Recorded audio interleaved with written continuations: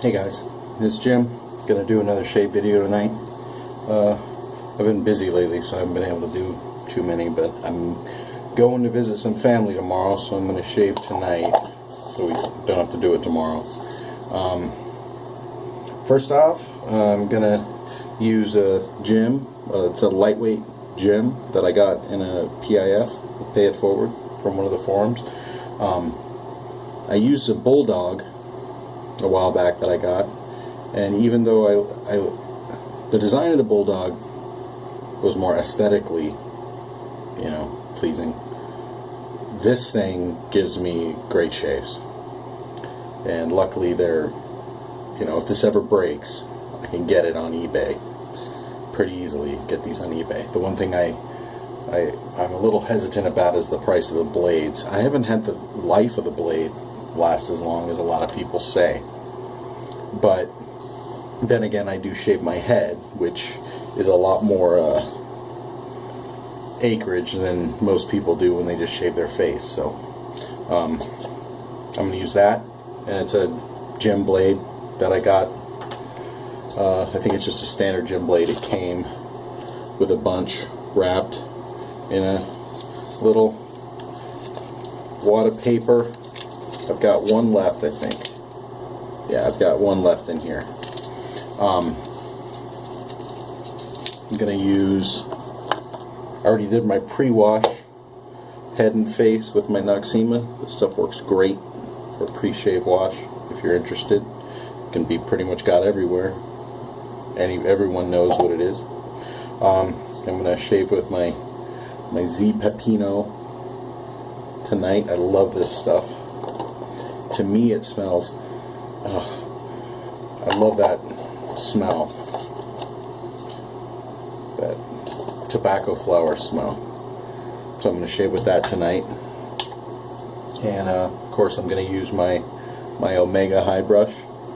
I don't know. A lot of guys get hit with the razor acquisition disorder, and a lot of guys get hit with the brush acquisition disorder. And for me, it was soaps.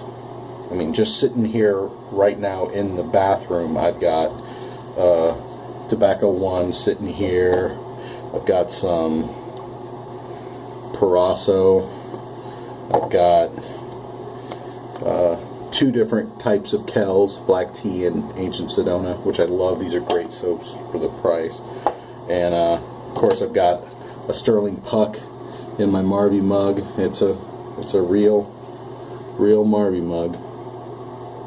Some people apparently get knockoffs. This says Marby on it, so I think it's Marby. St. Paul, Minnesota. Professional rubber shaving mug. They're great. Might not be the most aesthetically pleasing thing, but I got kids. I don't have to worry about it falling off the sink and breaking. Under the sink, I've got, I don't even want to think about it. So I've got plenty of soaps. Soap disorder hit me hard. But I'm going to use that. I've already done my pre-wash. So, of course, one thing, I like to lather and keep hot water in shaving mugs. Or in I call it my salsa bowls. I buy them. I live in Southern California, so I can get them everywhere cheap. Any of the grocery stores, little Mexican grocery stores. So, and I hit those up frequently just for regular grocery shopping. So, I already did my pre-wash, so I'm going to go for a wet lather. I've been finding I've been preferring a wet lather lately more than, I don't know, I've been trying to get a perfect lather. I've been kind of going for a wetter lather. It accidentally happened, kind of, and I just head lather till I hit the consistency I like. I just keep getting it wet. So I load the brush like crazy because I'm covering my head. This stuff lathers really easy. And of course, the lather smell is much different. Isn't much different than the container scent. It's just a little more mellow.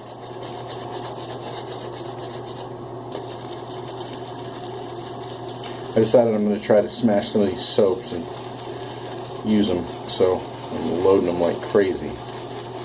Because what I've been enjoying lately is I'll take the leftover lather that's in the brush and I shampoo my beard with it. After I'm done shaving, I load it up, or I don't load it up, but I lather up my beard with the lather and shampoo my beard. So that's nice. That way I keep the scent of the soap, especially if it's pleasant. I get to keep it.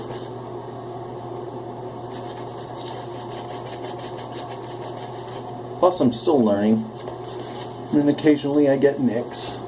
And I find it's easier to take care of a nick in the shower than it is to fight with it with different products. I just jump in the shower, and by the time I'm done taking a shower, the nick has stopped bleeding. And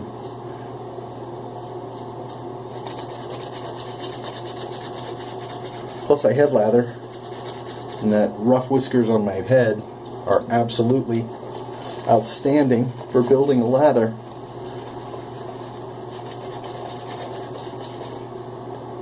I just dip the brush in the salsa bowl, keep building.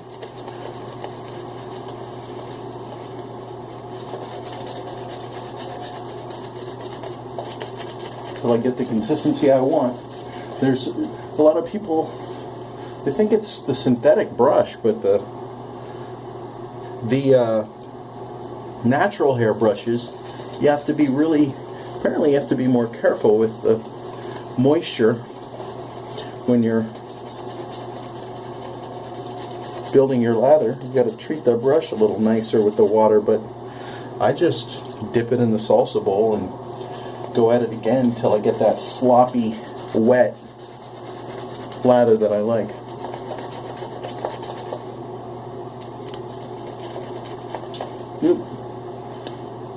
Like this.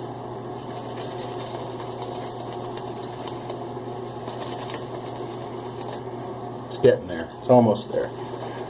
I like it. I've been liking it sloppier and wet lately. Not so thick.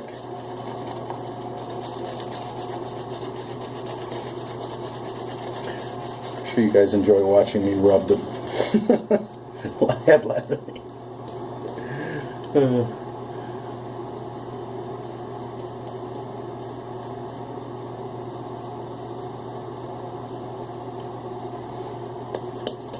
I think I about got it there.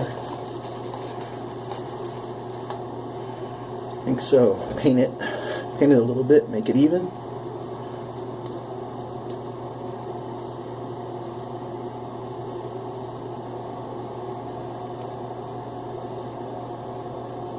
One thing with head lathering, I get lather everywhere, but it's part of the fun. Okay, get this gem going.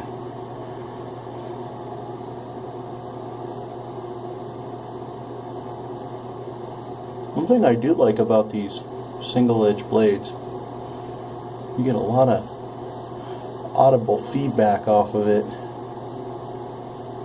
You don't really get that with some.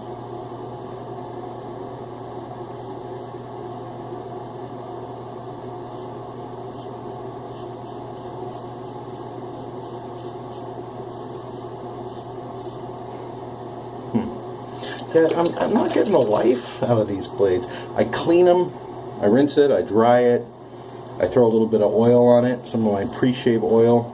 Let me see if I can find it. That's all oil. Grapeseed oil, safflower oil, and vitamin E oil, so I don't think any of that would hurt the blade. I would think that, you know, as long as it was dry, it would protect the blade, but I just don't seem to get the life out of these. I enjoy them though.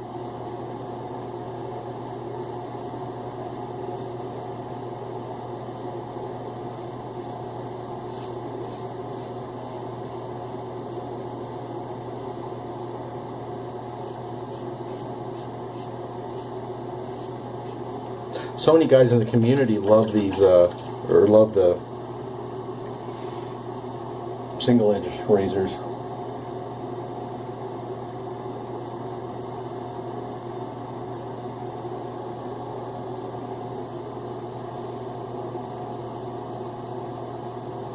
I just don't feel like I get the life out of the blade that a lot of the guys talk about.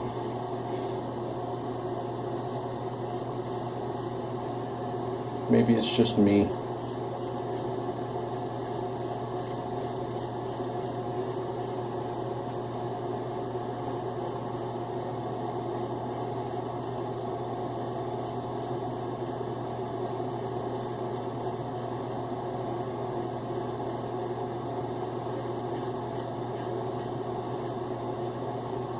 It's probably just me. I'm a newbie.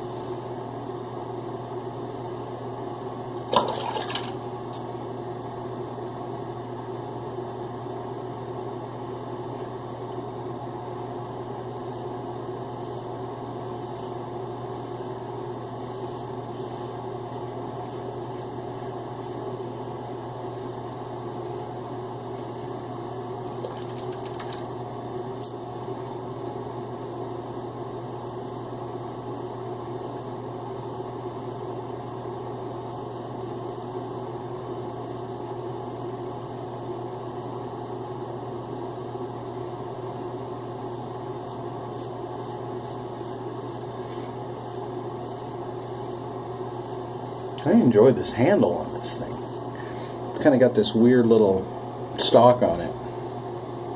I can't think of anything else besides that. It kind of like this, you know, the stock on a revolver. They have different kinds of stocks. I know it's a handle, but it reminds me of a stock.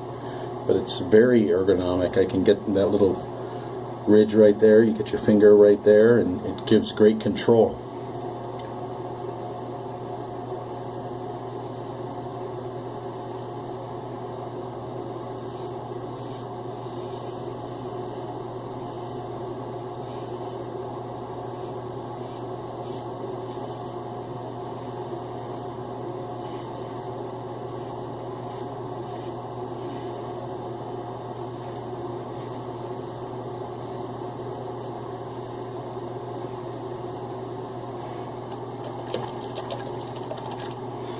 I like it.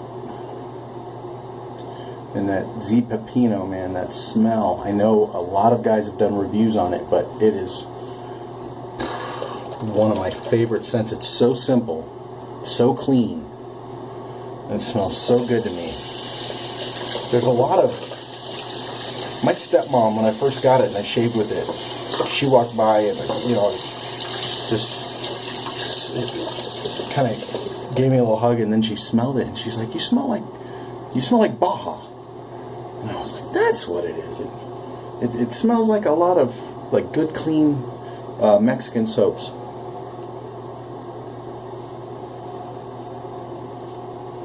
They must use that tobacco flower scent for a lot of that stuff. But I love it. It reminds me of Baja now that she mentioned it. My family, and we started going down to Baja when I was like 15. My dad would take me down there, and of course, you know, I'm a 15-year-old kid down in Baja with no drinking age, so I had a ball.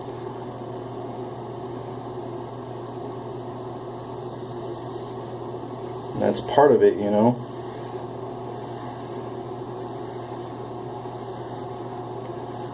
There's been a lot of talk lately about these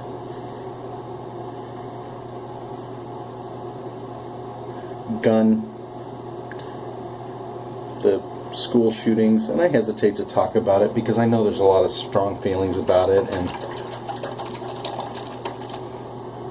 we just had another one just recently up in Oregon. Horrible.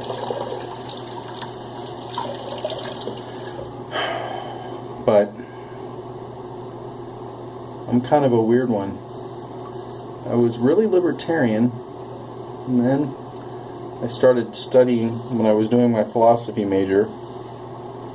I got my English major pretty much out of the way, and I started working on my philosophy major at Cal State, and I started studying philosophy and looking at, you know, ethical theory and political theories, and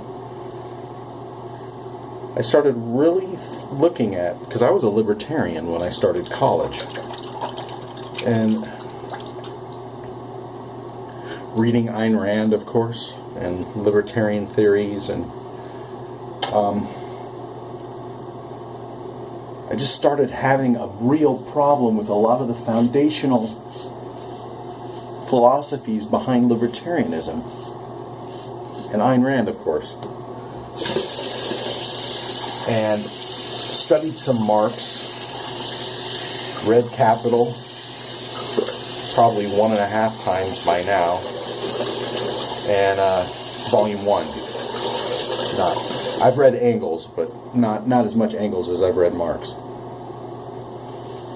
But reading about that stuff and thinking, and this was back in 2008, Bernie wasn't even on the radar.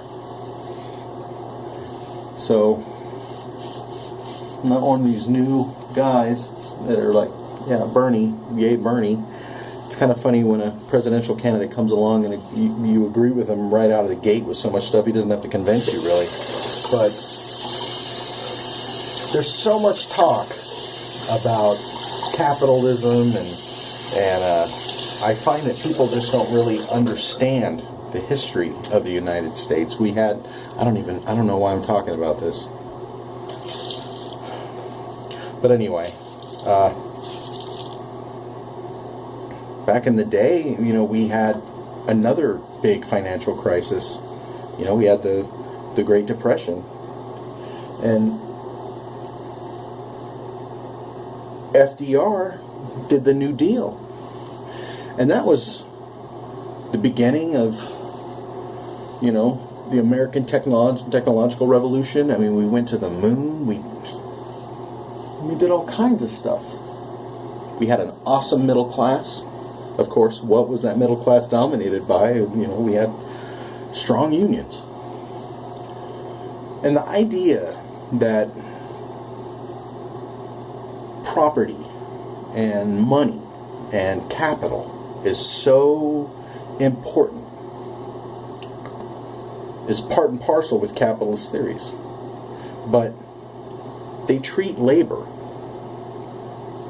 as just another resource, like raw materials, manufactured materials for, whether it be machinery in a plant, what have you. In capitalist theories, they treat labor, the sweat and toil of the vast majority of the population, as just another resource to building massive amounts of money. And I just don't understand how, in a theory that's supposed to serve everyone, how the wants of a few can be put ahead of the needs of the many. And that's really what it's coming down to now, because we are having so little, and people don't understand estate taxes. Some kid who didn't do jack with their life yet, their dad dies and leaves them $100 million, and these guys want to make it so that the Republicans, I've been hearing about it, they want to end the estate tax or make it really, really small. So when your rich billionaire dad dies, you pay barely anything, and then you're just a billionaire. You're just a billionaire. You don't have to work for it. Didn't mean nothing to you. It's just life. I mean, that's not even a silver spoon. That's like a platinum spoon in your mouth. And that's okay. People want to convince you there's no billionaires watching my channel. You might have gotten up off your butt and worked, and that's awesome. Made something of yourself. But the vast majority of you out there make money off of your labor, not money off of your investments or your property. You don't really have capital. You might have some investments, but it's probably part of your 401k or your retirement plan to try to have something. But that's it. You're not making income off of stocks and bonds and investments. That's not part of what we experience. We're out there trying to work for some money. And the idea that we can't get together and collectively bargain, like that's a bad thing.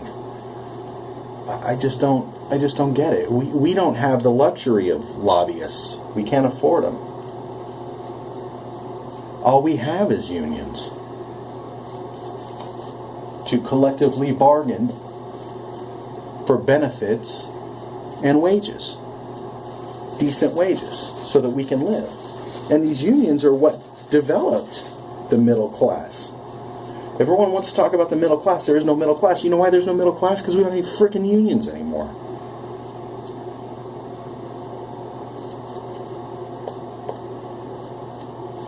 The middle class was built on unions, union labor. So to act like unions are bad is just asinine, because everyone looks back to the golden age of the United States. Well, not the golden age, but when we had it best, the 50s and 60s, 40s, 50s, and 60s, is back when we still had unions. And the unions got shit done. So, shitting on unions just seems ludicrous to me.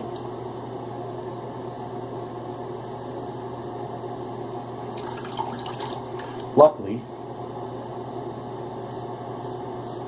people are starting to open their eyes to what's going on.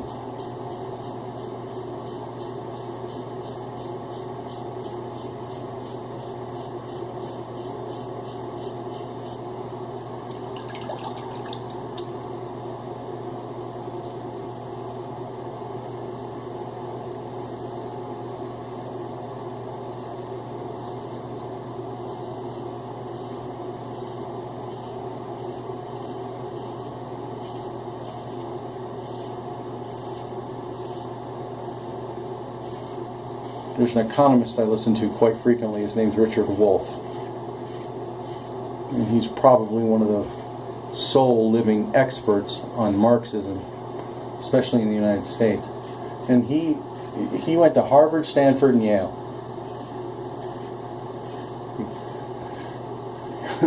He's an economist that was trained at like almost all, all Ivy League colleges. And by the time he was done, he was a Marxist, because he looked around and he's like, we're not learning about economic theory. We're just learning to be cheerleaders for capitalism. So he started reading Marx and had a lot of real critical things to say. Of course, Marx, when you read Capital, he had good things to say about capitalism. But he said the cons far outweigh the pros, because what you're going to end up with is just a massive separation of wealth.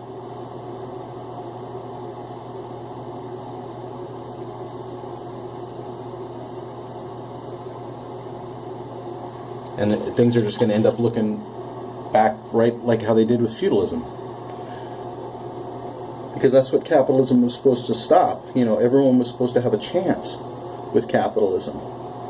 But once you make the laws so that you have centralization of power, consolidation of power, which is money, capital is the power in capitalism. If you have the money, you have the power. What happens is there's only so much money to go around. There's only so much property to go around. And not everyone can invent Google.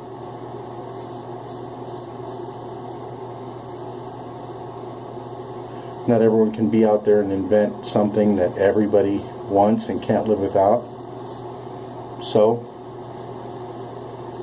I'm smart. I'm relatively smart. So they tell me, but I haven't invented Napster or anything like that.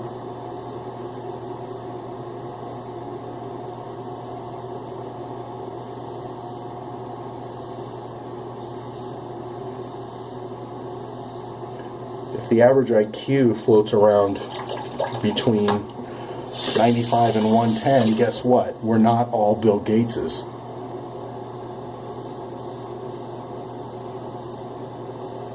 That's just reality.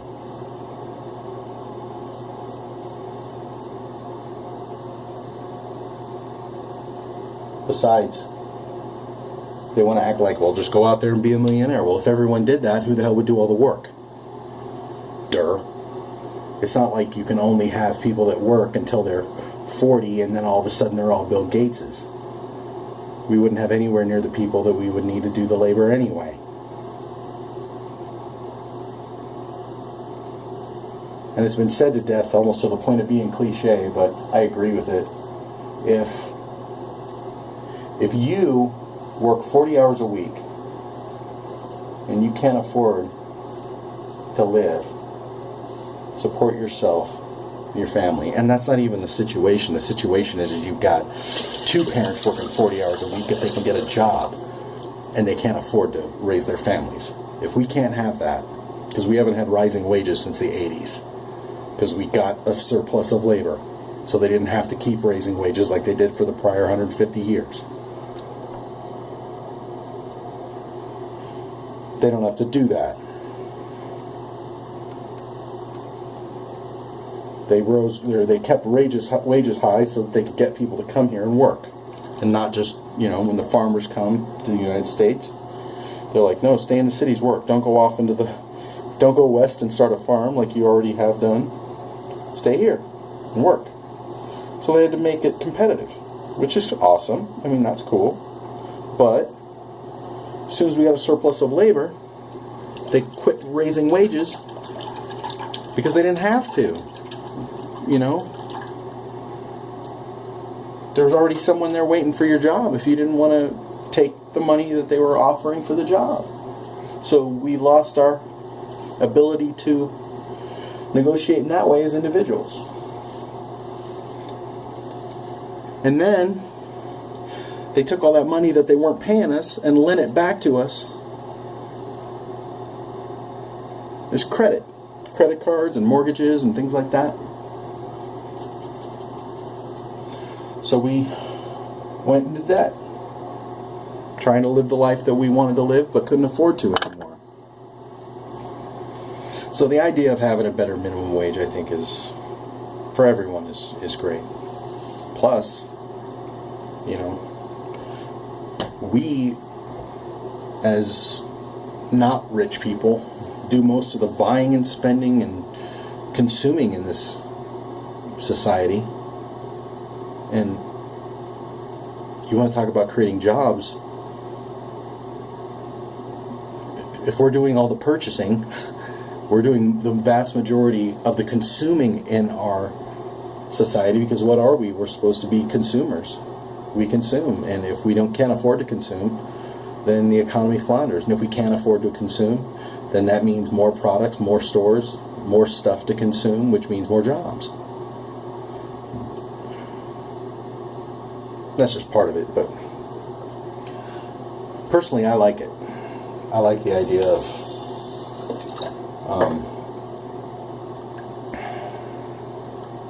what Bernie Sanders is talking about, raising the minimum wage, affordable single-payer medical care, health care, taxing the rich, because that's another thing.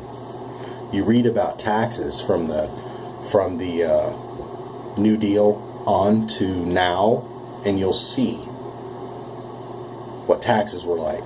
And guess what? The vast majority of us all agreed life was great. And rich people still got rich. So, anyway, I don't want to talk about it anymore. I'm going to go. Zi Peppino, awesome soap. Old ass gym, lightweight gym, great razor. So try those out. And after I shave, I'm going to use a little of this after I take a shower. So, see you guys next time. Bye.